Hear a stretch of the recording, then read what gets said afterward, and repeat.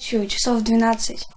Слышу резкий стук такой. Думала, кот уронил стол. Повертела головой по сторонам. Смотрю, там кирпич лежит, разбитое окно. 12-летняя Катя рассказывает, как в их квартире коллекторы выбили окно, чтобы выбить долг из ее беременной мамы. Татьяна Ляхова говорит, кредит в микрофинансовой конторе взял ее бывший муж с год назад. Оформлял займ на кухне ее квартиры. Офиса у компании нет, выезжают на дом. Уже третий месяц спокойной жизни семья не знает. Татьяне угрожают, обещают поджечь дверь. Я им объясняю, что я сейчас нахожусь в таком положении, что мне и так не очень-то хорошо, что у меня маленький ребенок в квартире находится. Они говорят, и ребенка твоего вытащим, и детям твоим будет крындец полный тут придет.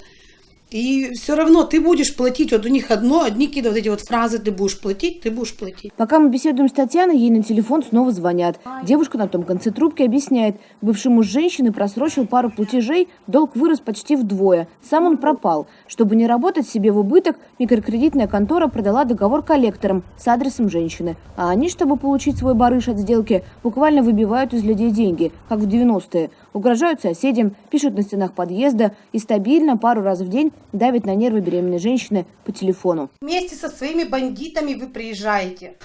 Какими бандитами? С обычными бандитами, которые мне угрожают, которые мне говорят, мы подождем тебя сейчас в квартире, которые мне кричат, смазывай свою задницу вазелином.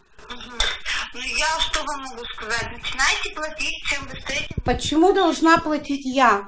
Потому что это вы разрешили в вашей собственности оформить займ. Работали ООО «Домашние деньги», заместитель начальника службы экономической безопасности. Да, верно.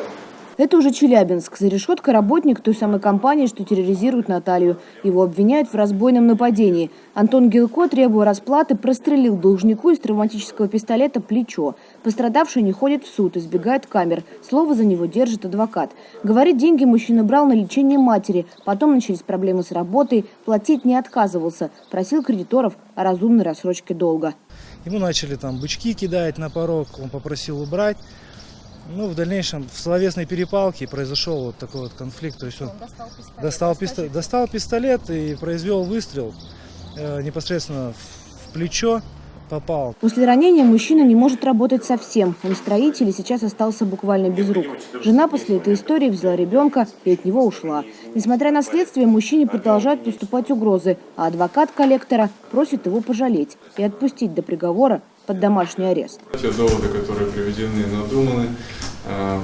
Обвиняемый имеет устойчивые социальные связи, супруга, малолетний ребенок. Менее пару недель назад звонками парализовали работу спеццентра. Требовали руководства уволить медсестру-должницу. Без связи с врачами на 2 суток остались сотни пациентов. Прокуратура все еще ищет виновных.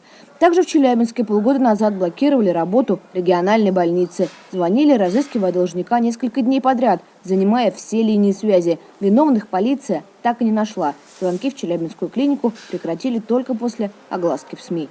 Все кабинеты режимные и операционные, они взаимосвязаны по телефонной связи. Все, эта информация была блокирована, и мы не могли, в общем-то, выполнять свою плановую работу экстренную. По сути, руки у коллекторов полностью развязаны. В России нет закона, который бы регламентировал их работу. Коллекторство, даже как вид деятельности, не зарегистрирован. А рассмотрение законопроекта о таких конторах Госдума слово отложила из-за большого количества поправок.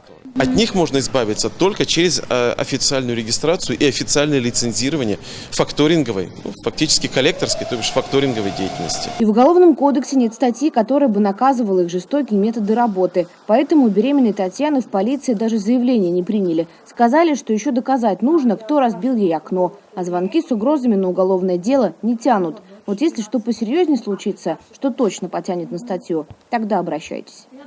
Екатерина Пономарева, «Настоящего времени».